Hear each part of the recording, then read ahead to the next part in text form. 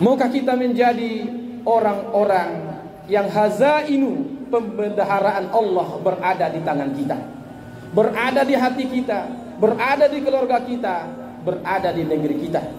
Moga kita menjadi hamba-hamba yang Allah aghna wa agna, yang Allah cukupkan dan Allah kayakan. Orang yang tidak mendapatkan petunjuk untuk menggapai kekayaan hati dan kekayaan harta, banyak cara-cara yang ada indikasi di sana kemusyrikan.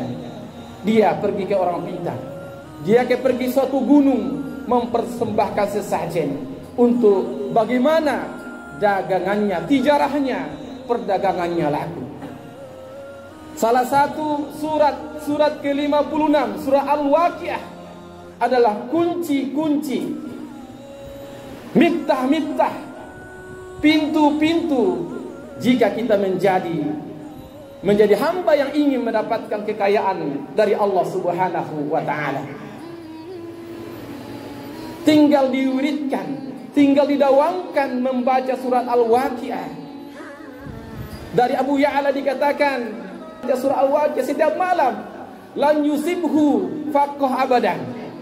Dia tidak akan ditimpa kefakiran selamanya. Pasti dia akan mendapatkan kekayaan dan kecukupan. Di hadis yang lain bahwasanya suratul Waqiah, suratul Ghina, surat Al-Waqiah adalah surat kekayaan. Faqra'uha, bacalah ia. Wa 'allimu auladakum, dan ajarkanlah anak-anak. Ya, ini jelaskan kenikmatan-kenikmatan yang Allah berikan kepada al-muqarrabun, orang-orang yang duluan berserah diri kepada Allah Subhanahu wa taala dari kalangan nabi, syuhada, wassalihin. Di mana posisi kita? Ashabul maimanati ma ashabul maimanah. Kita maunya di golongan kanan. Siapakah di golongan kanan? Juga orang-orang mukmin yang tentunya mendapatkan kenikmatan di surga Jannatul Na'im. Sesungguhnya kenikmatan di dunia baru sekian berapa daripada kenikmatan di surganya Allah Subhanahu wa taala. Golongan kanan adalah golongan yang akan diberikan catatan amalnya di tangan kanannya.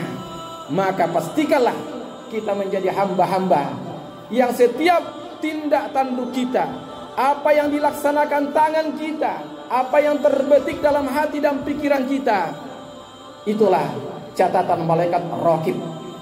Itu masyarakat, bangsa, bahkan keluarga. Afaraitum ma tahrusun. Mengapa kalian tidak memperhatikan apa yang kalian tanam? Ini berarti bahwasanya selain untuk menunjukkan kuasanya Allah Subhanahu wa taala, karena kita adalah hanya tugas kita menanam. Allah Subhanahu wa taala tazra'un, Allah Subhanahu wa taala menjadikan biji itu mengeluarkan batangnya, membelah tanah, tumbuh dan menghasilkan buah. Maka kita tidak boleh mengatakan zara'tu, tetapi harstu. Kita hanya mengatakan saya menanam. Allah lah yang menumbuhkan, memberikan hasil. Selain ini makna juga bahwasanya ketika sudah ada sandan dan pangan di rumah kita, insya Allah kita menjadi orang-orang yang kaya. Afaraitu ma'alladzi tashrabun. Apakah kalian tidak melihat air yang ada di sekitar kalian, yang kalian minum? Apakah kita yang menurunkan atau Allah yang menurunkan? Inilah pertanyaan-pertanyaan yang tujuannya adalah bagaimana kita mentauhidkan Allah Subhanahu wa taala. Apakah kalian melihat api yang kalian nyalakan, yang tentunya dari kayu yang kalian nyalakan? Banyak pertanyaan-pertanyaan.